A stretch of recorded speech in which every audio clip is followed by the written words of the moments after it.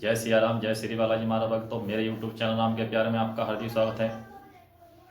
मैं बालाजी का छोटा सेवक। आज मैं आपको मेहंदीपुर बालाजी से आने के बाद 21 दिन, 11 दिन या 41 दिन की अखंड ज्योति जलाने के बारे में बताऊंगा। किस प्रकार आपको बालाजी से आने के बाद अखंड ज्योति जलानी चाहिए। देखो भक्तों, आपको जैसे आप मेहंदीपुर जाते हैं, मेहंदीपुर जाने के बाद आप फिर वहाँ से बाबा की अर्जी लगाकर आते हो। बाबा की अर्जी लगाने के बाद आपको अपने घर पे आना पड़ता है। घर पे आकर आप किस तरह अपने घर में 11 दिन या 21 दिन की अखंड ज्योत को जलाना चाहिए, किस प्रकार आपको अखंड ज्योत जलानी है, आज मैं उसके बारे में आपको कुछ चर्चा करूंगा। आपको बताऊंगा किस तरह अखंड ज्योति को जलाना चाहिए, किस तरह आपको अपने घर की संकट और जो नकारात्मक ऊर्जा है उसे कैसे आप भगा सकते हो, कैसे दूर कर सकते हो।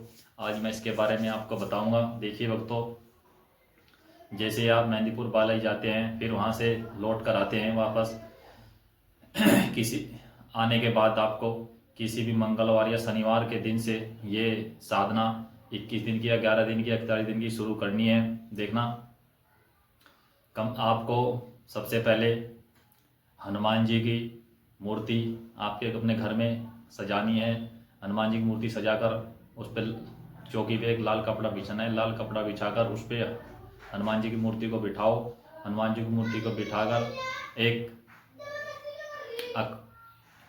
एक बड़ा दीवा ले लीजिए अखंड ज्योति का। उसमें आप एक बाती लगाना है। बाती लगाने के बाद आपको उसमें घी डाल देना है। घी डालने के बाद आप एक आसन लेकर, लाल आसन हो तो लाल आसन में बैठ जाए, नहीं तो आप वैसे ही भी आसन पर बैठ सकते हैं। उसके बाद आपको 11 दिन या 21 दिन, जितने भी दिन का आप संकल्प लेना है, संकल्प लेना पड़ेगा पहले आपको। 11 दिन का, 21 दिन का संकल्प लेना है। बालाजी महाराज से 10 रुपये की दरखास्त लगानी है। आपको लाल कपड़े में बांधकर 10 रुपये की दरखास्त लगानी है कि हे प्रभु, हे बालाजी महाराज, हमारे मैं जो इस विधि को करने जा रहा हूँ, यह विधि मेरी संपूर्ण होनी चाहिए। मेरे घर के अंदर से जो भी रोग हो, दोष हो, संकट हो, उसे दूर कर दीजिए और मेरी इस साधना में कोई भी विघ्न ना आए, मैं आपसे विनती करता हूँ। ऐसे इस प्रकार आप उस पर 7 बार गांठ मारकर कलावे से लाल कपड़े में बांधकर 10 रुपये की दरखास्त बालाजी महाराज के चरणों में रख दीजिए। उसके बाद आपको 11 दिन या 21 दिन तक रोज लगातार आपको सुबह शाम 11 हनुमान चालीसा, सुबह 11 शाम आपको पढ़नी है। देखिए, मैं तो 11 हनुमान चालीसा बताऊंगा आपको पढ़ने के लिए, लेकिन वो आपकी इच्छा है कितनी पढ़ सकते हो, लेकिन 11 हनुमान चालीसा जरूरी है पढ़ने के लिए। जैसे देखिए, मैं भक्तों को 11 हनुमान चालीसा ही बताता हूँ। जैसे जैसे भक्त उस कार्य करते हैं, वैसे वैसे उसके घर के संकट और रोग दूर हो जाते हैं। जो भी संकट होता है वो वापस नहीं आता है। देखिए, फिर उसके बाद आपको 11 हनुमान चालीसा सुबह 11 शाम करनी है।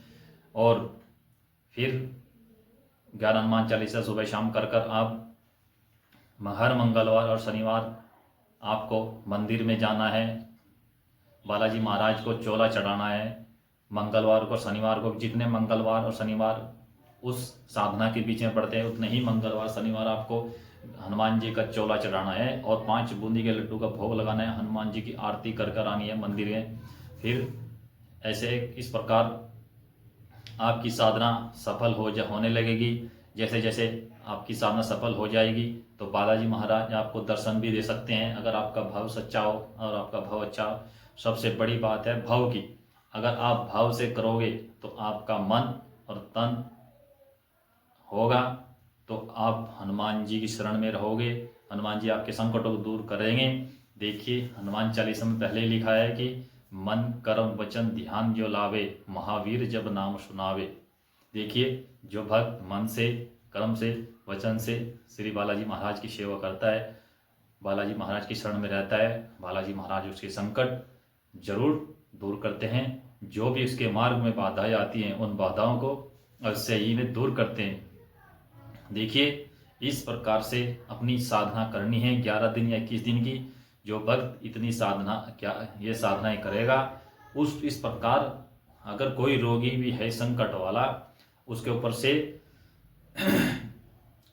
ऊपर से 11 रोज 2 लौंग के जोड़े उतार कर जलाएगा, तो उसी साधना के अंदर अंदर उसका संकट वापस नहीं आएगा। देखिए, बालाजी मेहंदीपुर बालाजी से आने के बाद अगर कोई संकट वापस आता है तो आपका नियम कम है, आपका नियम कमज़ोर है, आपने नियम पूरी तरह से नहीं किया, साधना में कोई गलती करी, अगर आपका संकट वापस आता है तो इस प्रकार आपको बालाजी महाराज की सेवा करनी है 11 दिन की। फिर उसके बाद आपको 11वें दिन या 21वें दिन बालाजी महाराज का एक छोटा सा हवन करना है। हवन करने की विधि भी हम आपको बताएंगे अगली वीडियो में, किस प्रकार से आपका हवन करना है। ठीक है, तो भक्तों, जय सिया राम, जय श्री बालाजी महाराज। आपकी सभी समस्याओं का समाधान हो। जय सिया राम।